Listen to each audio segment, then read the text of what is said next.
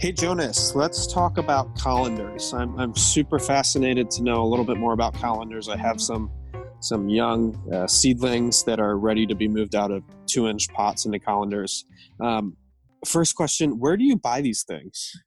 The most common question about the colanders. The two main sources I have for finding them is in Asian grocery stores or supermarkets or in online kitchen supply stores. Ah, interesting. So I can go get soy sauce and my colanders at the same time. Yeah, and it's Uh, nice when you can get them in person because then you know the exact sizes. If you're ordering online, the one caveat I will say is the shipping changes radically. I never recommend a store because I find sometimes they calculate based on weight and it comes out okay. Sometimes they must calculate based on volume without doing the mm, nesting. And so I've made $50 orders that came to 150 shipping. And so I stopped and found another place. Yikes.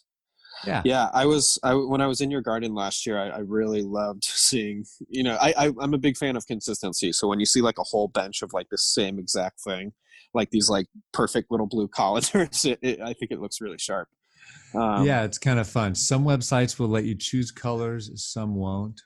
Oh, which okay. reminds me, the only other technical thing is some colanders are they're made of kind of a clear plastic and they Uh-huh. don't last long at all. I typically only get 1 year out of those translucent plastic colanders, but Okay. the opaque colanders seem to go a good 2 to 3 years. Okay. So stay with the colors, not the clear. Yeah. Okay. And we talked about sizing a little bit too. What are the smallest size that they come in? The smallest that I've found is 8 inch. I keep wanting to believe it's a 6 inch because that would be such a good size, but eight Yeah. is the size that I find. Otherwise, you're down into there are some pond baskets that are about that same size that work just the same. Okay. And are you mostly using them in like the 8 to 12 inch kind of size range? I've used them up to maybe 18 inches. I think Eric's, I know, used some giant ones. And Yeah. now my current approach is going to be you start with that 8 inch colander. And if you need to Okay. go a little smaller at the top, I'm doing a loop of drainage screen up on top. Oh, interesting. And so I just repotted some 4 inch trees and I didn't want to cut off the bottom half of the roots because the colanders are shallow. So I literally Yeah. just made a little fence and filled it up with soil. And Yeah. if it's going into a small pot, you don't really need wider nabari right there. If you want wider, then you go to just straight into the 6 inch. Okay. Interesting. And well, everybody knows that you're the black pine guy. I mean, are you mostly using these with black pines, or have you used these for deciduous or any other types of trees before? Yeah, I've actually used them for most of the different things I've grown have been in colanders at some point. And I'll say the Okay. biggest thing I've noticed, the reason we use them for pines is they're genius for making fine roots, which really helps the nabari develop on pines. Because they So kind of air prune, they don't get the circular roots. that's exactly what it is. And Okay. this goes for for seedlings and seedling cuttings as well. If you're growing Okay. something in a container with plastic sides that aren't perforated, you're going to get circling roots or running roots. And if you let the air pruning happen, you're going to get really high quality roots. I'm actually going to switch my future seedling cuttings and just garden cuttings probably to, if not terracotta, then to colanders for that exact same air Okay. pruning and to keep it drier. You cut down on fungus too. Yeah. Yeah. Great.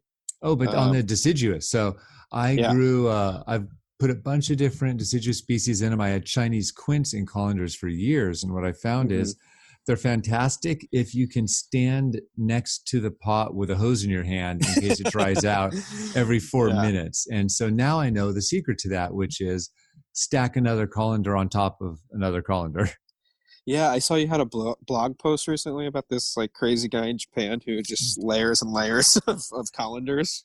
Yes, exactly. And I've been to a couple, I actually been to a lot of different growers in Japan who use colanders, but the Okay. stacking technique is absolutely fantastic because you continue to get the air pruning, but things don't dry out as fast. So I'd say if you Yeah. have a Chinese quince or a maple or a Zelkova, the second it starts drying out a lot, you just stack on another colander. And maybe that second one's a little bigger, and then you can just Okay. keep them the same size and keep stacking.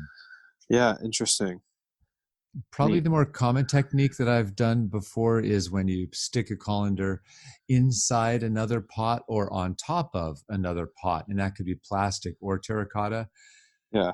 And there's fun debate about that, because if you're using a non-colander in your stack situation, you're starting to get those longer running roots, but you're already in the section of the pot that's all going to get cut off. So I can't say if that makes a big difference, but And does that kind of create a mess, like the roots all going through the colander? And is that hard to kind of tease apart once you need the tree eventually out of the colander? if the verb tease was relevant, I'd say no, it's not bad at all. But yeah, it's when you if you nest a colander inside another colander, it's a total mess to take apart. But it's fine. It's just Okay. if you recycle your soil, you have to pull the bits of plastic out. It kind of sucks. But I will say stacking the colanders way easier to separate. Okay, interesting. So the deciduous, it can work, but you have to kind of be there to water them a lot. Versus the pines, they like to be on the dry side, so it works out really well for them.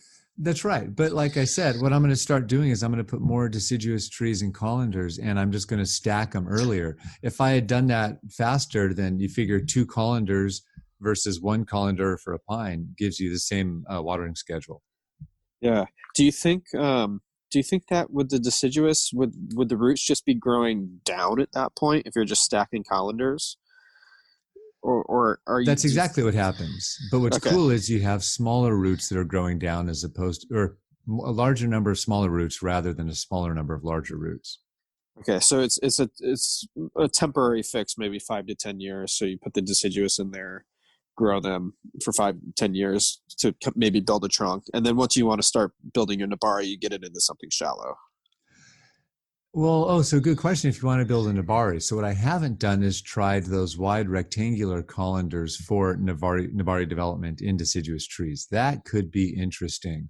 Yeah, they're kind of like Anderson flats, but with the sides also perforated.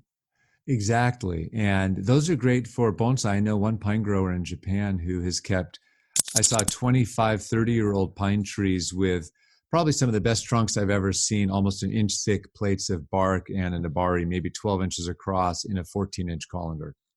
Wow. So colanders, they're pretty standard practice to use for growing young trees in Japan. Yeah, and I think the big benefit is, in addition to the air pruning, if you need more water, you just set it in a tray and it can drink water all day long. And that's how this guy grew his pines. And interesting. He just set him and so he had literally maybe a 14-inch, 10-inch colander with a 6-foot tall tree. Okay.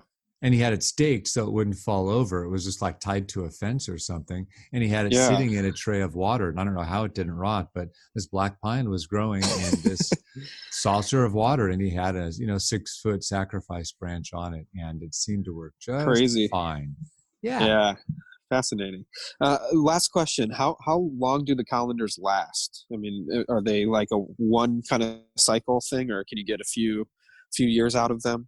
So if they're totally exposed and in full sun, I find they go a good 2 to 3 years. If you're stacking them, you almost don't care if the tops start eroding. You can use them a lot longer. The one word of the wise is if you start picking up colanders that have been in the sun 2 years, the first part that'll break is the lip around the side. And so those will pop off and you'll still have the sides.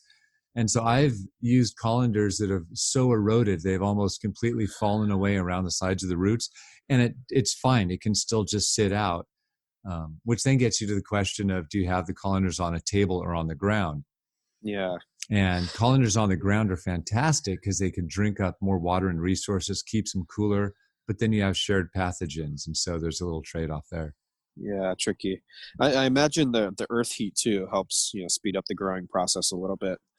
That's right. I find to this day, my colander pines on the ground are darker green than the colander pines on the table. Fascinating. Yeah. Well, cool. Thanks so much for this. This was a great little bit of info. I look forward to seeing more of both of our trees and colanders going forward. Yeah, I'm sure they'll be happy. Thanks, Jonas.